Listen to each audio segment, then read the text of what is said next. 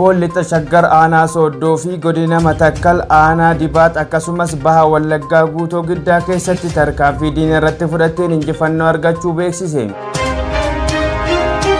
Saamichi baankii Siiqqee itti fufuun jireenya uummataatti rakkoo ulfaataa fiduu fi uummanni doorsisaa fi hacuuccaa jala jiraachuu irraa kan ka'een bobba'anii galuu akka dadhaban yaaddahuu himan. Godina Walloo aanaa Harxummaa Furtee keessatti humnoonni nafxanyaa lafaa dhufaa faannoo ofiin jedhu weerara uummata Oromoo irratti bananii lolli guddaan itti fufuun lubbuun namoota nagaa hedduun galaafatamaa jiraachuun dhagahame. Ebila 20 bara 2026 shama akkam jirtu kabajamtoota hordoftoota miidiyaa walabummaa Oromiyaa kanneen hangafoota oduutii haga dhuma sagantaa keenyaatti nu waliin turaan affeerraa keenya.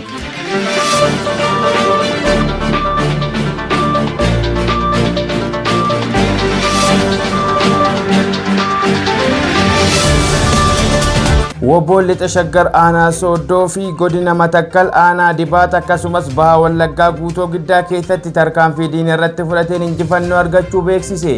Bal'ina oduutiif Jaalnasiruu Sabaa waan qindeeffate qaba. Waraanni bilisummaa Oromoo Woboon tarkaanfii cimaa humnoota mootummaa nafxanyaa bilchiginnaa irratti fudhateen lixa shaggar aanaa Sooddoo fi guutoo giddaa akkasumas Matakkal aanaa Dibaat dabalatee tarkaanfii fudhateen injifannoo argachuu beeksise. Irree fi gaachanni Oromoo Woboon zoonii lixaa godina baha Wallaggaa aanaa guutoo giddaa ganda Fayyineeraa jedhamu keessatti tarkaanfii kaleessa Ebla 19 waraana mootummaa nafxanyaa bilchiginnaa PP irratti fudhateen loltoota lamarraa ajjeesuun lama madeessee jiraachuu ajajaan Woboo zoonichaa ibseera.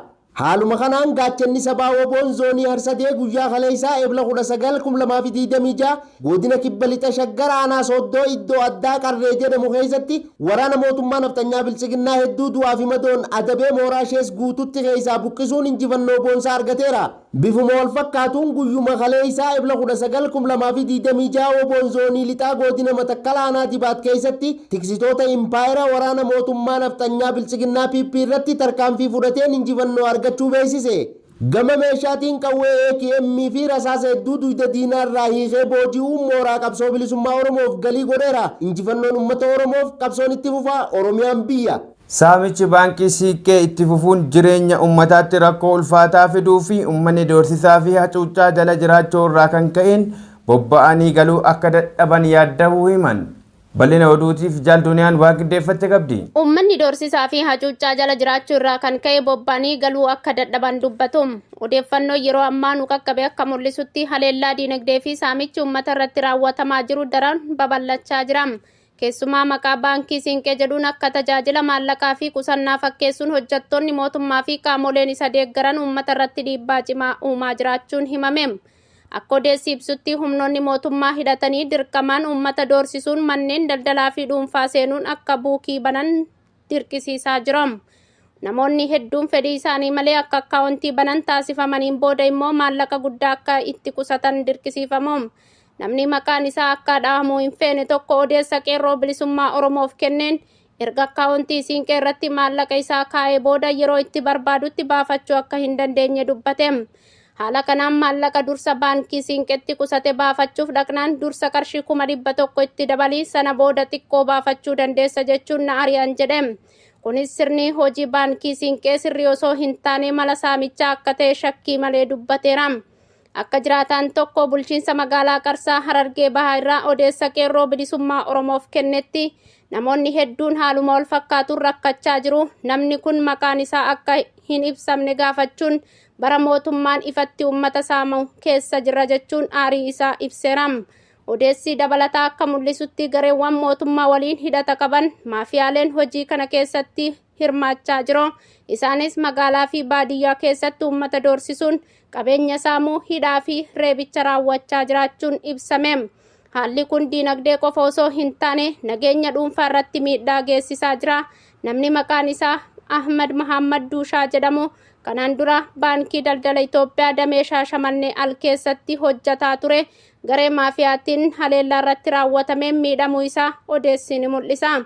Sababni isaa lafa isaa kennuu diduu isaatiin. Gochoonni fokkisoon akkanaa itti fufuun egeree uummataaf sodaachisaa ta'aa jira. Saamichi, doorsisnii fi hacuuccaan walitti fufiinsan geggeeffamuu isaa irraa kan ka'e jireenyi uummataa danqameera. Uummanni Oromoo bakka jirtan hundatti rakkoo isin mudatu walitti himaa akkasumas dhugaa jiru miidiyaa irratti ifa baasaa sagalee waliif ta'uun haqaaf dhaabbadhaa jennam. Godina Walloo aanaa Artummaa Fursee keessatti humnoonni nafxanyaa lafaa dhufaa faannoo ofiin jedhu weerara uummata Oromoo irratti bananii lolli guddaan itti fufuun lubbuun namoota nagaa hedduun galaafatamaa jiraachuun dhagahame.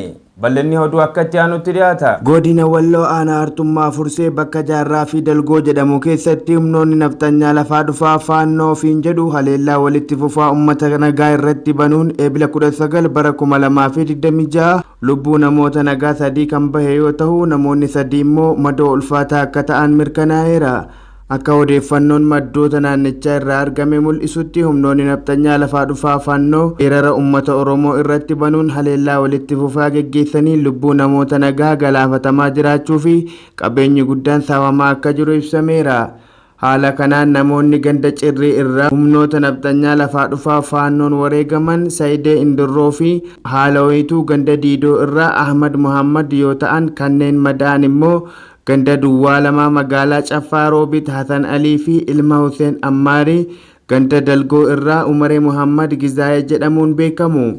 Akka odeeffannoon dabalataa ibsutti rakkoon nageenyaa aanaa kana keessatti haaraa miti yeroo dheeraaf yakki ajjechaa saamichaa fi doorsisni uummata irratti raawwatamaa turuu irraa kan ka'e uummanni hedduun lubbuu isaanii dhabanii kaan ammoo qe'ee isaanii irraa buqqa'uuf dirqamaniiru. Jiraattonni naannichaa akka ibsanitti humnoonni mootummaa naannoo fi federaalaa haleellaa kana ittisuuf tarkaanfii barbaachisu gonkumaa hin fudhanne. Yeroo baay'ee humnoonni mootummaa gochaalee kana utuu arganii callisanii ilaalu jechuun gocha mootummaatti baay'ee akka gaddan dubbatu.